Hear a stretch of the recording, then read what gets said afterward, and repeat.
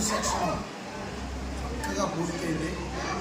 భోజనాల అనంతరం 2 గంటల తర్వాత మళ్ళీ రెండో సెక్షన్ ప్రారంభించబడుతుంది.